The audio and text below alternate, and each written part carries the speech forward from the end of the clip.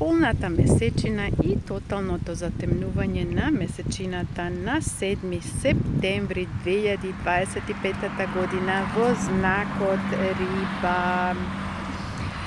За да ни се случи едно тотално затемнување на месечината или пак на сонцето, потребно и кармичките јази да бидат во близина. Значи, во овој случај ни се наоѓа сонцето на 15-тиот степен во знакот Девица, а месечината стои спротивна исто така на 15-тиот степен во знакот Риба и се спојува со северниот јазол во знакот Риба.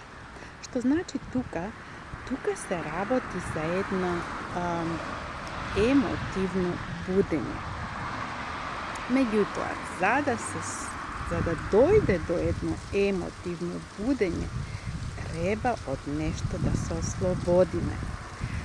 И Сатурн е исто така. Тука ретрограден во знакот Риба, каде што неговата лекција е исто така нешто да расчисти.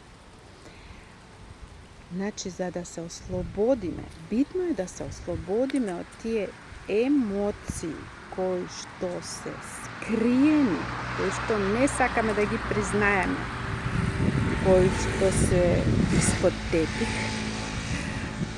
кои што се несвесни, кои што се можеби усвоени, кои што можеби не се наши.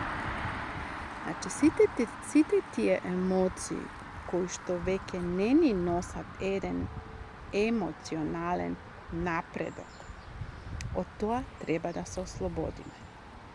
Сето тоа што е една илузија можеби, една емотивна илузија, што не е вистинско. Затоа и Сатурн тука тоа да го расчисти и да те праша дали се тие мои емоции, дали е таа можеби една илузија. Затоа е тука Сатурн. Битно е за сите да знаете каде се наоѓа, значи, знакот Девица и знакот Риба во вашата натална карта, во која куќа, на кое поле, значи кое поле ќе биде тука активирано. И во тој случај би требало да се ослободите од тој емоционален багаж.